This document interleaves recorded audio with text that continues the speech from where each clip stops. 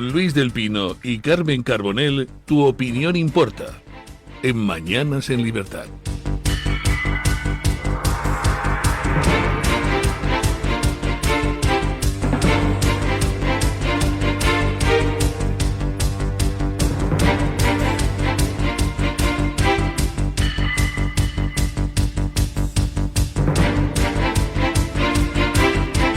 Ocho y un minuto de la mañana, 7 y un minuto en las Islas Canarias. Vamos con las noticias de las 8 con la ayuda de doña Carmen Carbonell. Actualizamos la información a esta hora de la mañana contándoles que el juez del Tribunal Supremo propone juzgar al fiscal general del Estado por revelación de secretos y le acusa de seguir instrucciones de Moncloa. Concretamente, Ángel Hurtado, que es juez del Tribunal Supremo, ha propuesto procesar al fiscal Álvaro García Ortiz por ese presunto delito de revelación de secretos cometido contra Alberto González Amador, que es la pareja de la presidenta madrileña Isabel Díaz Ayuso. El magistrado procesa también a la fiscal jefa provincial de Madrid, a Pilar Rodríguez, al apreciar indicios de que ambos cometieron un delito al filtrar un correo electrónico confidencial que contenía las conversaciones entre el fiscal Julián Salto y el abogado Carlos Neira, que representaba al novio de Isabel Díaz Ayuso. Esta decisión supone el cierre de la investigación y la convicción de que existen indicios suficientes para juzgar al jefe del Ministerio Público, lo que le sitúa a un paso del banquillo a la espera de los recursos que pueda presentar la defensa. De hecho, las partes tienen 10 días para presentar sus escritos de acusación o petición de archivo contra Álvaro García Ortiz y Pilar Rodríguez. En el momento en el que exista un escrito de acusación, se podrá dictar el auto de apertura de juicio oral, momento en el que los acusados serían formalmente enviados al banquillo, aunque antes, como les decimos, podrían presentar recursos de apelación y el clásico subterfugio del defecto de forma para echar abajo el procedimiento judicial. Por su parte, el fiscal general del Estado ya ha anunciado que no va a dimitir, mientras que el Gobierno se dispone a resistir y a defender al fiscal general con el apoyo de sus socios parlamentarios. Bueno, vamos a ver si el gobierno resiste o no. Si miramos objetivamente la situación, pues en estos momentos Sánchez tiene una excusa perfecta para disolver. Puede salir y decir: estamos sometidos a cerco por una especie de escuadra fascista de jueces y medios de comunicación. Ciudadanía, acudid a salvarnos. Os convoco a las urnas para demostrar con mi nueva victoria que nosotros vamos a prevalecer. Podría intentarlo, tendría una excusa para disolver sin quedar demasiado mal, es decir, sin quedar como que acepta ningún tipo de mal comportamiento anterior. ¿Va a aprovechar esa excusa Sánchez? Pues no lo sé, lo veremos. Hoy hay Consejo de Ministros, sería el momento ideal para disolver. ¿Que no disuelve? ¿Que sigue queriendo resistir? Bueno, pues sería una constatación más de que España está dirigida por un presidente que es un presunto corrupto, presunto jefe de una macrotrama de corrupción que ha copado todas las instituciones del Estado y que ha saqueado el erario, pues con todo tipo de mordidas y concesiones sobre las cosas más variopintas, desde hidrocarburos hasta mascarillas, pasando por obras públicas, etcétera, etcétera, etcétera. Y ese delincuente que está en la Moncloa, pues parece que quiere atrincherarse, manteniendo a un presunto delincuente que va camino del banquillo al frente de la Fiscalía General del Estado. La situación es insostenible. Sánchez es ya un zombi. Sánchez no puede salir a la calle. Sánchez ya ni da ruedas de prensa. No se somete a preguntas de los periodistas desde el día del apagón. No sea que alguien le pregunte por esos 12 muertos que son responsabilidad de Sánchez. Y para los que no tiene forma de echarle el muerto a otro. Hay un aspecto preocupante del nuevo pasito en la degradación de la Fiscalía General del Estado. Yo no sé cómo puede afectar a los procedimientos en marcha o futuros procedimientos de todo tipo en la justicia española el hecho de que se mantenga un presunto delincuente en la Fiscalía General del Estado. tengo que preguntar a mis amigos expertos en derecho, ¿podría alguien utilizar ante el Tribunal Europeo de Derechos Humanos o el Tribunal de Justicia de la Unión Europea el hecho de que la Fiscalía General del Estado esté ocupada por un procesado como argumento para tratar de invalidar juicios? Porque yo me supongo que para el Tribunal de Justicia de la Unión Europea y el Tribunal de Derechos Humanos, el Tribunal Europeo de Derechos Humanos, eso de que haya un delincuente camino del banquillo llevando a la Fiscalía General del Estado, pues no da mucha tranquilidad sobre la neutralidad de los procesos judiciales en España. Si la Fiscalía está en manos de un presunto delincuente, pues ¿cómo vas a fiarte del comportamiento de los fiscales en las causas? Con lo cual, pues lo pregunto, y si alguien de ustedes en la audiencia pues sabe la respuesta, me encantaría conocerla. ¿Va a poder en el futuro alguien utilizar como argumento para pedir anulación de su causa ante el Tribunal Europeo de Derechos Humanos o el Tribunal de Justicia de la Unión Europea? ¿Va a poder utilizar como argumento el hecho de que la Fiscalía está en manos de un presunto delincuente? ¿Es respetuoso con los derechos humanos, para empezar con el derecho a la justicia, con el derecho a tener un juicio justo? ¿Es respetuoso el hecho de que el Ministerio Fiscal esté en manos de un presunto delincuente? Porque no veo muy bien cómo puede casar eso con las interpretaciones tradicionales del derecho. Lo pregunto más directamente. ¿La permanencia de García Ortiz al frente de la Fiscalía General del Estado pone en riesgo todas las causas donde la Fiscalía intervenga? Bueno, España está gobernada por un presunto corrupto, el presunto número uno de una trama de corrupción que le ha hecho a todo, incluyendo el asunto de los hidrocarburos, montar empresas para comprar y vender hidrocarburos y luego pues ir cerrando empresas antes de pagar el IVA correspondiente. Fraudes ultramillonarios a la Hacienda española, eso sí, luego como te regalen no sé qué en tu boda, te persigue un inspector de Hacienda con un mazo. Bueno, ayer Teresa Rivera era interrogada por el fraude de los hidrocarburos, porque es que su ministerio era el que otorgaba las licencias a esas empresas fantasma que luego dejaban pufos de decenas de millones a Hacienda. Escuchen. Les hablamos ahora de la investigación en el Senado sobre el caso Koldo, en este caso sobre el fraude de las gasolineras. Teresa Rivera, actual vicepresidenta de la Comisión Europea y exministra de Transición Ecológica, admitió que se reunió solo una vez con Víctor de Aldama, el presunto comisionista del caso Koldo, y que fue concretamente el 1 de julio de 2020. Dice que en ese encuentro, que tuvo lugar a petición de Javier Hidalgo, entonces CEO de Globalia, estuvo acompañado por Víctor de Aldama y otras personas. Su objetivo era presentar una idea para promocionar el turismo en la España vaciada. Añadió que fue una mera presentación de PowerPoint que, según Rivera, acabó en nada y nunca se presentó a otras convocatorias oficiales. Mi relación con este proyecto, como mi relación con ninguna otra puesta en funcionamiento de operadores al por mayor de productos petrolíferos y en general con ningún otro actor concreto en ningún ámbito del Ministerio, pero en particular en el de hidrocarburos, fue igual a cero. Es decir, yo me entero de la existencia de esa licencia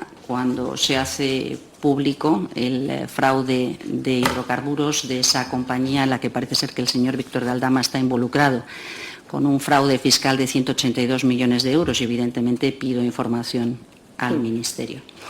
Paso a contestar, por tanto nunca jamás supe nada ni tuve nada que ver, pero sí quiero decir que pedí información a la Secretaría de Estado de Energía, a la Dirección General, a la Subdirección de Hidrocarburos. Teresa Rivera subrayó que la licencia petrolera fue retirada en cuanto la agencia tributaria advirtió ciertas irregularidades. ¿Hubo alguien que cobró en el ministerio de Teresa Rivera por conceder esas licencias? ¿Hubo algún trato de favor para la concesión de esas licencias? ¿Hubo alguna intermediación por parte de alguien para la concesión de esas licencias? Y de todos modos, si nunca supo nada y nunca tuvo nada que ver, ¿qué responsabilidad política tiene? Si alguien por debajo de un ministro comete algún tipo de irregularidad que redunda en la concesión de unas licencias que permiten a unos delincuentes estafar a Hacienda más de 100 millones de euros, ¿el ministro no tiene ninguna responsabilidad de carácter político?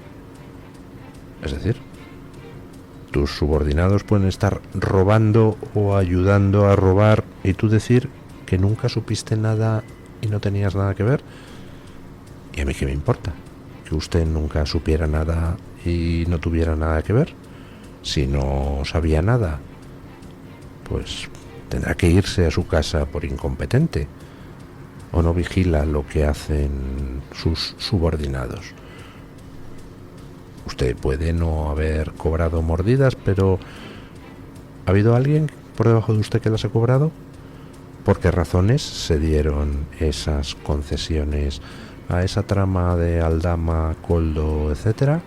¿Hubo alguna presión de carácter político monclovita? El desconocimiento, evidentemente, exime de la responsabilidad penal. Si alguien por debajo mío comete un delito, pues oiga, yo no soy responsable de ese delito. Pero si soy un político y alguien por debajo mío, por debajo de mí, comete un delito, pues entonces tengo una responsabilidad política y me tengo que ir a mi casa, porque soy responsable de mis subordinados. Pero doña Teresa Rivera nunca supo nada de nada. Tampoco sabía que las normas demenciales y falsamente ecologistas que impedían hacer obras y limpiar cauces en Valencia, pues iban a terminar conduciendo a 230 muertos el día de la Dana. Pero nos da igual que no supiera que iba a conducir a 230 muertos. El caso es que por sus políticas destructivas, pues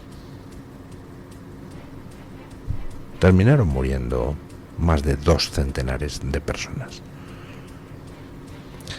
Lo he dicho ya en los bloques de noticias anteriores. Una cosa es la responsabilidad penal, donde rige la presunción de inocencia, y otra cosa es la responsabilidad política. Esta señora está incapacitada para ocupar ningún cargo de relevancia política. Y lo más terrible es que después de que hubiera una trama de hidrocarburos que ha causado pérdidas ultramillonarias a la hacienda española, después de que hubiera una tragedia como la Dana derivada de las políticas de esta señora, encima a esta señora el Partido Popular Europeo la ha votado para ser una vicepresidenta de la Comisión Europea.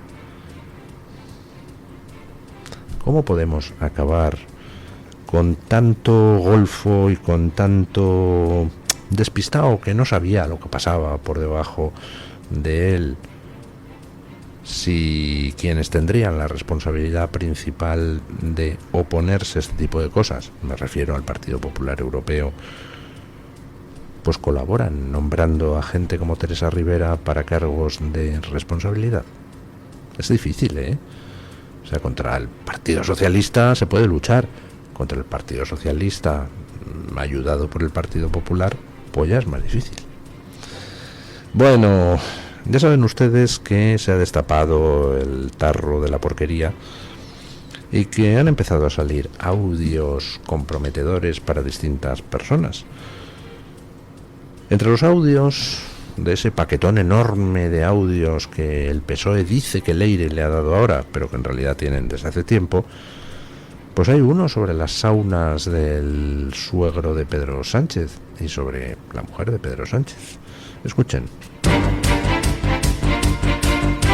Les hablamos ahora del famoso expediente Leire, de la memoria USB entregada en la sede del PSOE, que contiene un audio inédito del comisario José Manuel Villarejo. Según publica The Objective, en una de las grabaciones, fechada en mayo de 2016, Villarejo comenta en tono sarcástico las dificultades de Begoña Gómez, esposa del actual presidente del gobierno, para justificar sus ingresos cuando trabajaba en las empresas familiares. ¿Cómo se le ocurre a este hombre decir un día, 15 días antes de las elecciones, vamos a sacar una ley contra la prostitución, no sé qué, y su suegro con puticlub?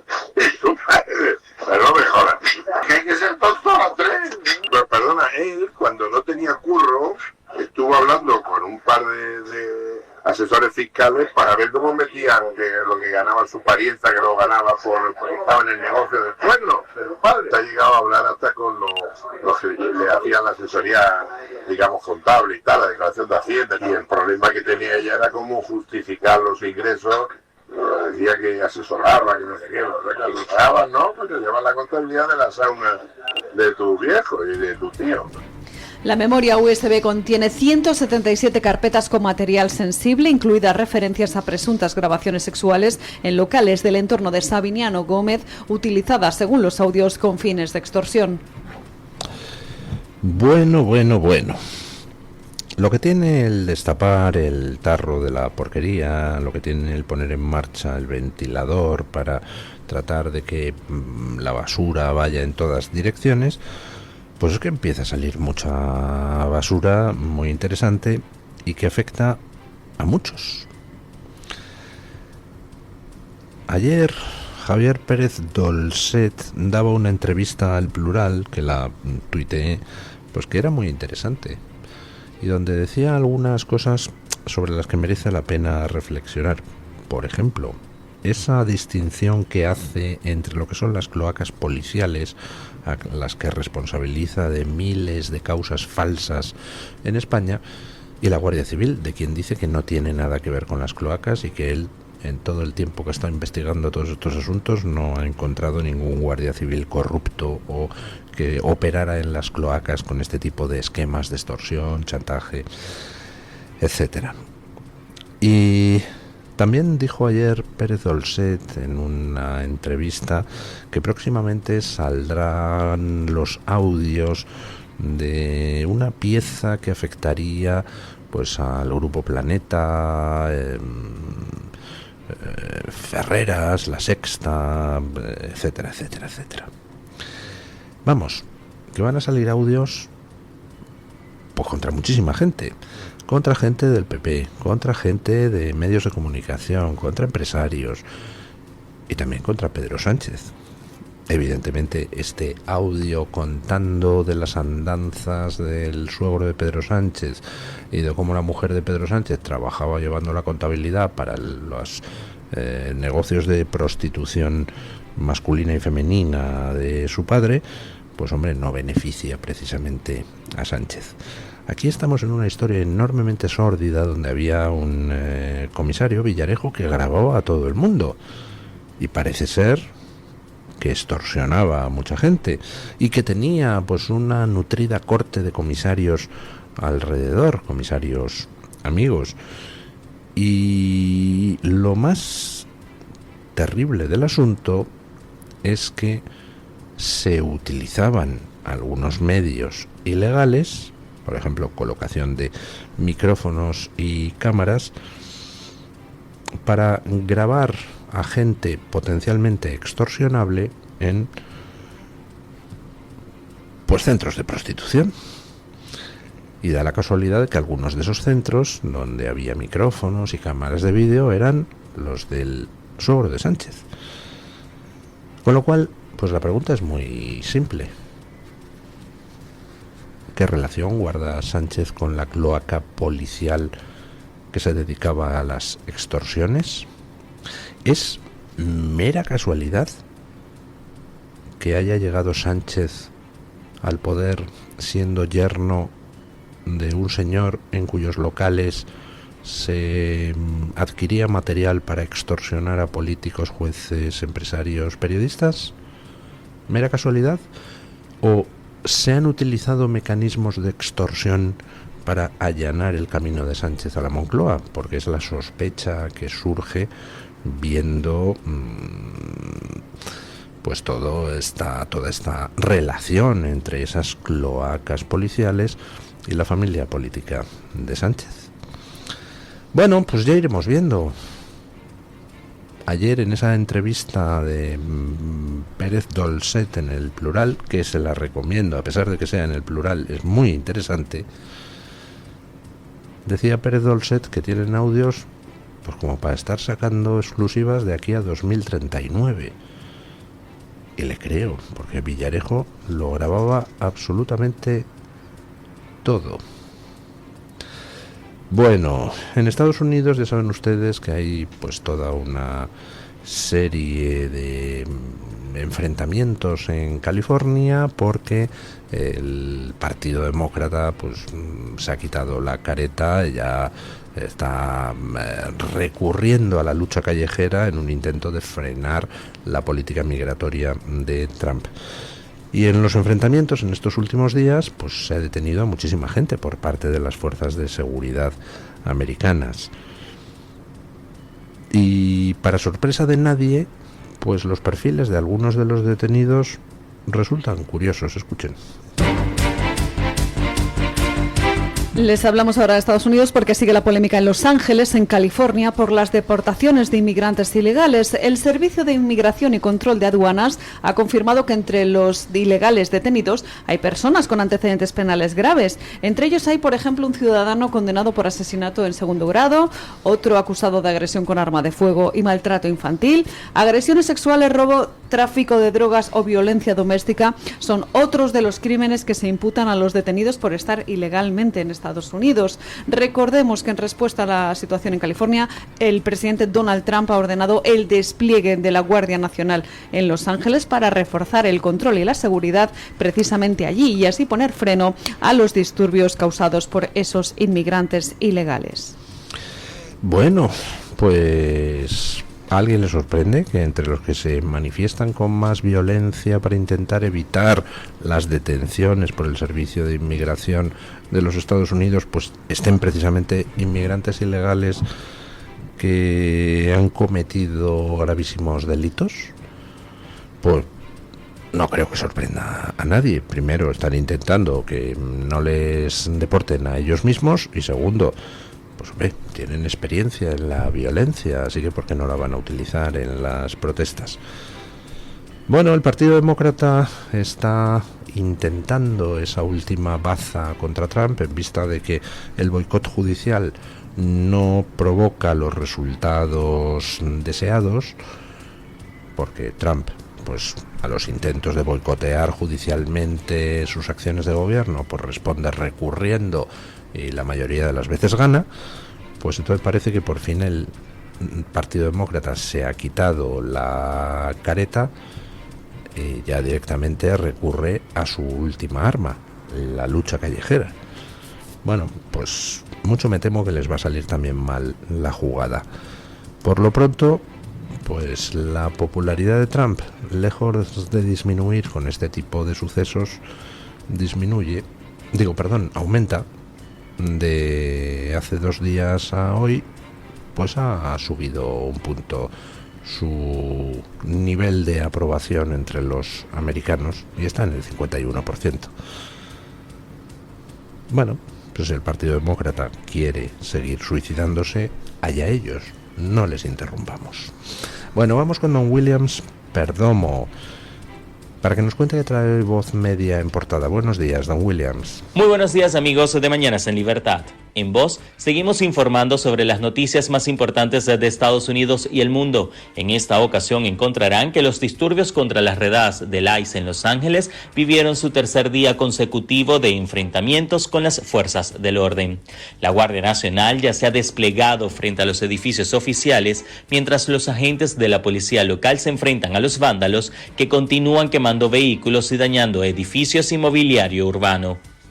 Entre tanto, el Servicio de Inmigración y Control de Aduanas detuvo a inmigrantes ilegales con antecedentes penales durante las redadas. Según el Departamento de Seguridad Nacional, entre los inmigrantes ilegales arrestados estaba un vietnamita de 49 años con antecedentes penales que incluyen una condena por asesinato en segundo grado.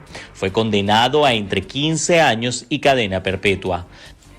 También fue detenido un inmigrante ilegal mexicano de 55 años, cuyos antecedentes incluyen disparar un arma de fuego contra una vivienda habitada y un vehículo y agresión a su pareja. Y finalmente contarles que tras el ataque del fin de semana contra el senador colombiano Miguel Uribe, poco han avanzado las investigaciones para dar con los autores intelectuales de este intento de asesinato que mantiene al político de 39 años entre la vida y la muerte. Aunque se aprehendió a un menor de 14 años y se ha formalizado este lunes una denuncia en su contra por dispararle al congresista, la Fiscalía informó de que el teléfono del presunto sicario desapareció con todas las pruebas. Estas y otras noticias las pueden ampliar en nuestra página web y en nuestras distintas plataformas digitales. Muchísimas gracias, don Williams. Y vamos a Deportes en Libertad.